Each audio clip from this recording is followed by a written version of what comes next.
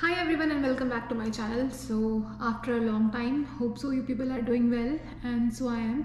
यहाँ तो कैलगरी का वेदर ऑलमोस्ट 10-12 दिन से ख़राब है ख़राब इनफैक्ट -35 -40 डिग्री सेल्सियस है। तो हम उतना बाहर जा नहीं रहे हैं। इनफैक्ट हमने ग्रॉसरीज वगैरह भी ऑनलाइन मंगाई है। तो आज ठीक है, ये सबको साइड करते हैं अभी। और आज जो हम बात करने वाले हैं जिस टॉपिक के बारे में, वो है what are the health issue that immigrant can face in Canada. क्योंकि हमें यहाँ आए हुए ऑलमोस्ट 1.5 महीने हो गए हैं और हमने अपना पहला हेल्थ क्लिनिक एक्सपीरियंस भी ले लिया है, जो कि मैंने लास्ट वीडियो में शेयर किया था। और उस हेल्थ क्लिनिक के बाद, मतलब डॉक्टर के चेकअप के बाद, हमें रिकमेंड किया गया कि मैं ब्लड टेस्ट ले लूँ, ब्लड टेस्ट करवा लूँ। और मेरे हस्बैंड यानी कि नंदन, उनका अल्ट्रासाउंड हुआ था। इनफैक्ट उनका एक्सरे भी हुआ था और सिटी स्कैन भी हुआ था। तो ऐसा नहीं था कि हमें बहुत कुछ मेजर इशू था, बट हमने अपने सेटिस्फैक्शन के लिए मैंने ब्लड टेस्ट लिया था और नंदन ने अल्ट्रासाउंड लिया था। तो मैं शेयर करने वाली हूँ अब धीरे धीरे what are the health issue that a new immigrant और people who come to Canada will face और might face when they are in the initial stages. So शुरू करते हैं। पहले मैं शुरू करूँगी छोटी छोटी प्रॉब्लम से, उसके बाद आते हैं मेजर प्रॉब्लम्स पे। और ये सब बहुत ये जो टॉपिक है बहुत ज़्यादा कंसर्न देने वाले टॉपिक है, क्योंकि अगर आप कनाडा आते हो तो सबसे इम्पॉर्टेंट आपकी हेल्थ है। अगर आपकी हेल्थ सही है तो उसके बाद आप कुछ भी कर सकते हो। इफ़ नॉट देन आपका जो हेल्थ है वो आपको पूरी तरीके से ले डूबेगा। तो ये बहुत इंपॉर्टेंट है कि जब हम अपने कंट्री से कनाडा आएँ, स्पेशली वो कंट्री जो कि बहुत ठंड होती है, तो हम उसमें अपने हेल्थ का ध्यान बहुत अच्छी तरीके से रखें and is very very important.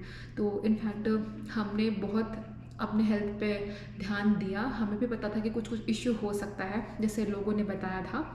तो बहुत ध्यान देने के बाद भी, प्रॉपर केयर के बाद भी, हमें थोड़ी बहुत इश्यू फेस करनी पड़ी। तो मैंने सोचा ये बहुत इंपॉर्टेंट टॉपिक है, इसको हाईलाइट करना चाहिए और लोगों को बताना चाहिए कि what they can also face. तो सबसे पहले शुरू करते हैं कि अगर आप कनाडा आते हो और यहाँ पे एक अपार्टमेंट लेते हो, रेंटल अपार्टमेंट, तो आपको घर में एक ह्यूमिडिफायर रखना बहुत ज़रूरी है। और ह्यूमिडिफायर रखना इसलिए ज़रूरी है, मैं भी आगे आपको बताऊंगी कि उससे रिलेटेड क्या क्या इश्यू अगर आप वो नहीं रखते हो तो हो सकती है। क्योंकि यहाँ पे वेदर बहुत ठंड होती है, तो आपको अंदर घर में उसके प्रोटेक्शन के लिए सेंट्रल हीटिंग सिस्टम दी जाती है, जो आपके पूरे घर को वार्म रखती है। तो वो सेंट्रल हीटिंग सिस्टम आपको वार्म तो देती है, but at the same time बहुत ज़्यादा ड्राइनेस क्रिएट करती है घर के अंदर, जिसके कारण से आपको ड्राइनेस फील होगा। आपके नोज़ के अंदर, आपके थ्रोट के अंदर, पूरे फुल बॉडी में इचिंग होगा, रैशेज होगा। इसका इकलौता कारण यही है, एक्सट्रीम ड्राइनेस, जो कि मैंने नहीं, बहुत लोगों ने फेस किया है। इनफैक्ट हमने भी फेस किया। हमें दूसरे दिन ही पता चल गया कि बिना ह्यूमिडिफायर के यहाँ पे काम चलने वाला है नहीं। क्योंकि जब हम सो के उठे तो हमारा पूरा थ्रोट पेन हो रहा था, बहुत ज़्यादा ड्राई हो चुका था, नोज़ पेन हो रहा था, ड्राई हो चुका था। तो हमने तुरंत ऑर्डर किया अमेजन से ह्यूमिडिफायर, और वो नेक्स्ट डे आ भी गया। तो हमने थर्ड डे से ही उसको यूज़ करना शुरू हुआ। और जो सारे हमें प्रॉब्लम हो रहे थे, इचिंग का, रैशेस का बॉडी में, in fact nose dryness, throat dryness, वो तुरंत ही ठीक हो गया। तो ह्यूमिडिफायर बहुत इंपॉर्टेंट है। क्यों? क्योंकि वो आपके थ्रोट को प्रोटेक्ट करता है, नोज़ को प्रोटेक्ट करता है। इनफैक्ट वर्स्ट केसेस में लोगों को 50% लोगों को तो नोज़ ब्लीडिंग भी होती है, क्योंकि इतनी ज़्यादा ड्राइनेस होती है। तो ये बहुत इंपॉर्टेंट है ह्यूमिडिफायर लेना। सो आई वुड रिकमेंड आप तुरंत ह्यूमिडिफायर लो। यहाँ पे आपकी जितनी भी प्रॉब्लम है घर से रिलेटेड, वो सॉल्व हो जाएगी। इनफैक्ट लोगों को अस्थमा तक होता है ड्राइनेस से, इतना एक्सट्रीम ड्राइनेस होता है, अस्थमा, ट्यूबरक्लोसिस, लंग्स डिजीज़। तो हम ये बात को बहुत इग्नोर करते हैं। हमें लगता है कि नहीं यार छोड़ो, जाने देते हैं, नहीं खरीदते ह्यूमिडिफायर, हम एडजस्ट हो जाएंगे। बट नहीं, आपके एडजस्ट होते होते ही आपको कुछ ना कुछ प्रॉब्लम फेस करना पड़ सकता है। तो हम क्यों लापरवाही ले, उससे अच्छा हम ह्यूमिडिफायर ले लेते हैं। और उसकी कॉस्ट भी बहुत होती नहीं है, आपको $29 से लेके $100 तक के बीच में ह्यूमिडिफायर मिल जाएगा। हमने इनफैक्ट लिया था अराउंड $49 में, और वो बहुत अच्छा ह्यूमिडिफायर है। इनफैक्ट हम उसको चला के छोड़ते हैं शाम को और सुबह उसको बंद करते हैं। फुल नाइट यूज़ करते हैं, शाम को भी यूज़ करते हैं। तो हमें कोई भी प्रॉब्लम फेस नहीं करना पड़ा। तो ये तो रहा घर की बात। अब करते हैं बाहर की बात। अगर आप यहाँ आ रहे हो स्पेशली ठंड में, तो आई वुड रिकमेंड आप इंडिया से आपको कोई भी जैकेट लाने की ज़रूरत नहीं है, क्योंकि यहाँ की जो जैकेट होती है टोटली डिफरेंट होती है। वो -30 और -40 के लिए बिल्ड होती है।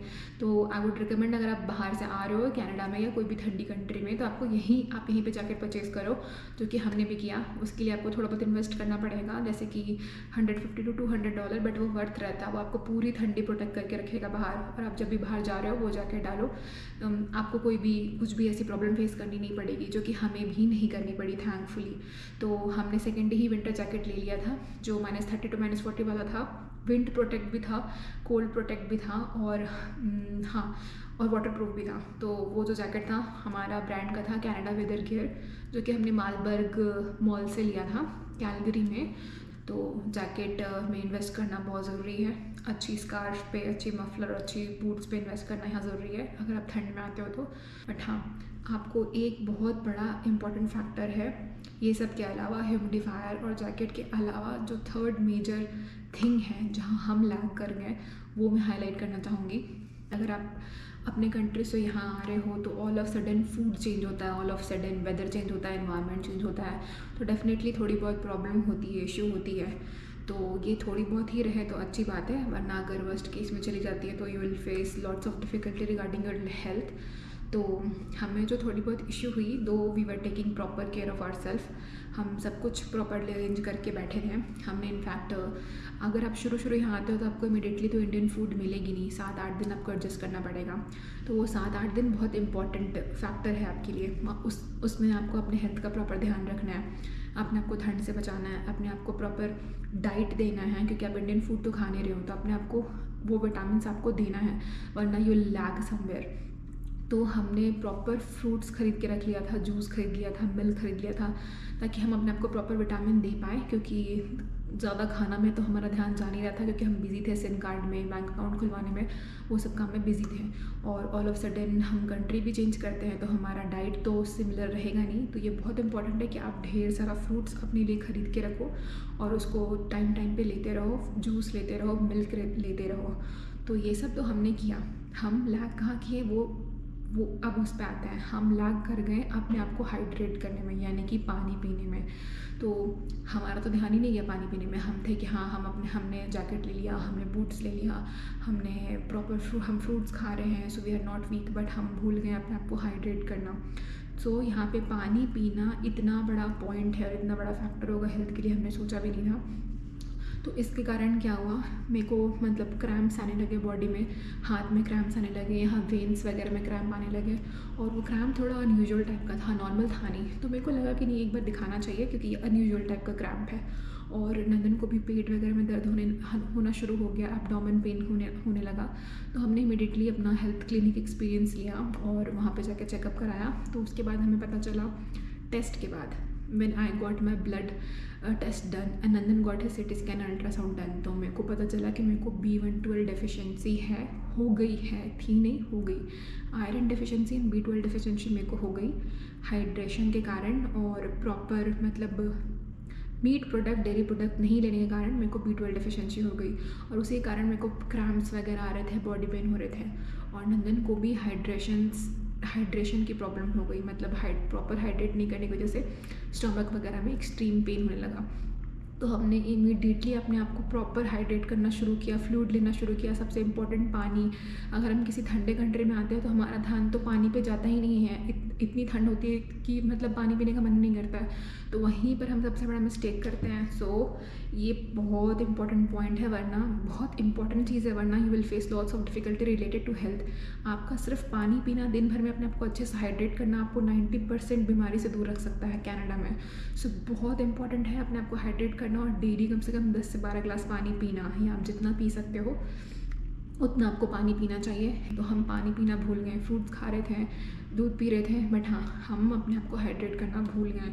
तो ये बहुत इंपॉर्टेंट पॉइंट है, अपने आप को हाइड्रेट करना, प्रॉपर वाटर लेना। तो आप मतलब 90% प्रॉब्लम आपकी वहीं ख़त्म हो जाएगी और you will not face any difficulty. Otherwise अगर आपने पानी ठीक से नहीं पी तो बहुत प्रॉब्लम हो सकता है। जैसे मेरे को iron deficiency, B12 deficiency, cramps होने लगे, नंदन को एब्डोमेन पेन होने लगे। तो हाँ, ये बहुत इंपॉर्टेंट है। और एट द सेम टाइम अपने आप को प्रॉपर विटामिन देना, फ्रूट्स अच्छे से खाना, वेजीज ठीक से लेना। अगर आप अरेंज नहीं कर पा रहे हो इनिशियल डे में तो अच्छे से पानी पियो, अच्छे से जूस पियो, अच्छे से मिल्क लो, अच्छे से सारे फ्रूट्स लो, तो आपका प्रॉब्लम वहीं सॉल्व हो जाएगा। बट हाँ, सो ये था मेरा एक्सपीरियंस जो मैंने शेयर किया, मेरा भी, जो मेरे को B12 और आयरन की डिफिशिएंसी हुई और hydration problem at the same time Nandan को भी। तो हमारा जो इशू था वो रिलेटेड टू हाइड्रेशन था।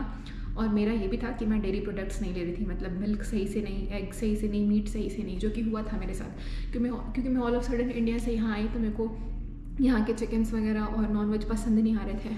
और नॉनवेज में I eat only fish and chicken. So यहाँ मैं चिकन ठीक से ले नहीं रही थी और एग्स वगैरह भी खा नहीं रही थी। तो मेरे को उस 10-12 दिन के दौरान ही क्रैम्प्स होने लगे। तो मेरे को 10-12 दिन में ही डेफिशिएंसी हो गया, जो कि मैंने एनालाइज भी कर लिया।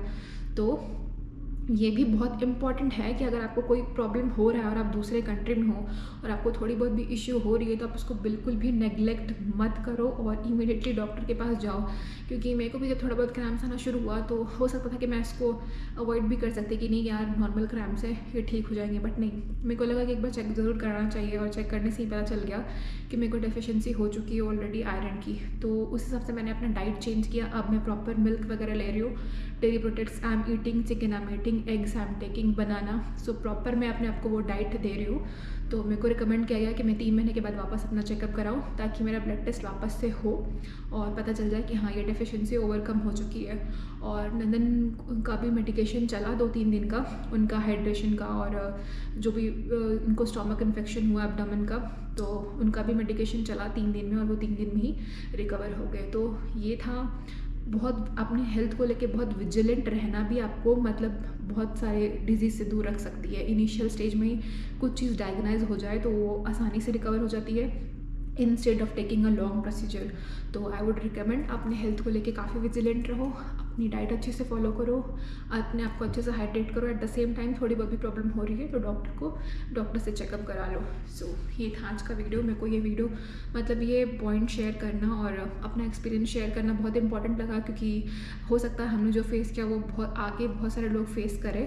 तो अगर ये वीडियो जो भी देख रहे हैं, कम से कम उन लोगों को पता चल जाए कि हाँ वो अपने आप को कैसे अवॉइड, मतलब अपने आप को कैसे दूर कर सकता है ये सब चीज़ों से। सो होपफुली ये वीडियो इन्फॉर्मेटिव रहा हो। एंड हाँ, don't forget to subscribe my channel. आज के लिए तो बस इतना ही। टिल देन के लिए bye bye, have a happy day.